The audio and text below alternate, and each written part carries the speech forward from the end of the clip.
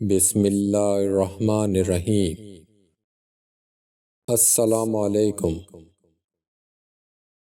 حضرت انس بن مالک رضی اللہ تعالیٰ عنہ فرماتے ہیں کہ ایک مرتبہ ہم نبی کریم صلی اللہ علیہ وآلہ وسلم کی خدمت میں بیٹھے تھے۔ آپ صلی اللہ علیہ وآلہ وسلم نے فرمایا، لوگوں تمہارے پاس ایک جنتی شخص نمودار ہوگا۔ چنانچہ ایک انصاری صحابی اس حالت میں تشریف لاتے ہیں کہ وضو کا پانی ان کی داڑھی سے ٹپک رہا تھا اور انہوں نے اپنے جوتے بائیں ہاتھ میں اٹھا رکھے تھے۔ دوسرے دن بھی آپ صلی اللہ علیہ وآلہ وسلم نے یہی بات کی اور پھر وہی صحابی نمودار ہوئے، اور آج بھی پہلے کی طرح جوتے ان کے ہاتھ میں تھے۔ تیسرے دن بھی آپ صلی اللہ علیہ وآلہ وسلم نے وہی بات دہرائی، اور اس دن بھی وہی صحابی اسی حالت میں نمودار ہوئے جن کی داڑھی سے وضو کا پانی ٹپک رہا تھا اور انہوں نے جوتے بائیں ہاتھ میں اٹھا رکھے تھے۔ جب نبی کریم صلی اللہ علیہ وآلہ وسلم اٹھ کر چل دیے تو عبداللہ بن عمر رضی اللہ تعالیٰ عنہ ان انصاری صحابی کے پیچھے لگ گئے اور عرض کیا کہ والد سے میرا کچھ اختلاف ہو گیا ہے۔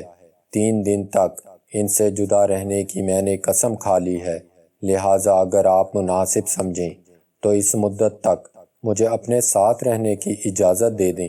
انصاری صحابی نے جواب دیا، کوئی بات نہیں، آپ جتنا چاہیں میرے گھر پر رہ سکتے ہیں۔ عبداللہ بن عمر رضی اللہ تعالیٰ عنہ کا بیان ہے کہ میں نے 3 راتیں ان کے ہاں گزاری، لیکن دیکھا کہ وہ رات میں کوئی عبادت نہیں کرتے، کوئی تہجد نہیں پڑھتے، البتہ رات میں جب بھی ان کی نیند ٹوٹتی یا کروٹ بدلتے تو اللہ کا ذکر کرتے اور ان کی بڑائی بیان کرتے۔ میں نے ایک بات یہ بھی دیکھی کہ وہ زبان سے ہمیشہ اچھا ہی بولتے تھے۔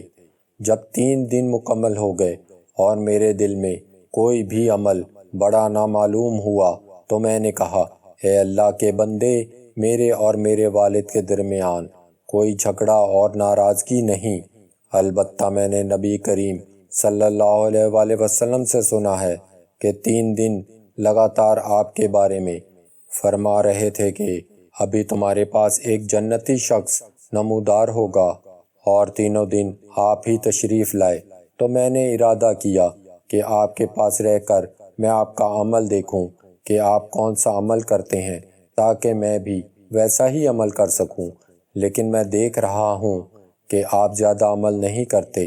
پھر کیا وجہ ہے کہ آپ اس مقام تک پہنچے ہیں جس کی بنیاد پر اللہ کے رسول صلی اللہ علیہ وآلہ وسلم نے یہ بات کہی ہے؟ انہوں نے کہا، بس میرا عمل تو اتنا ہے جو تم نے دیکھا۔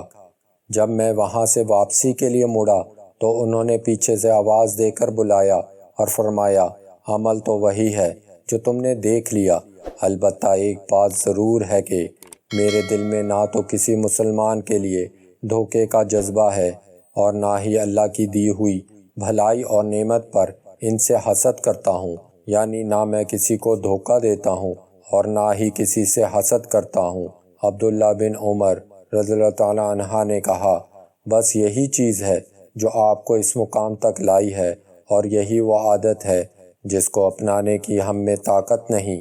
محترم دوستوں، بعض مرتبہ صرف ایک اچھی عادت انسان کو باقی لوگوں سے منفرد کرتی ہے اور اللہ کے درمیان میں اس کا مقام بلند کرتی ہے۔ دوستو، اچھی سٹوریز کے لیے چینل کو لائک کریں، شیئر کریں اور سبسکرائب کریں۔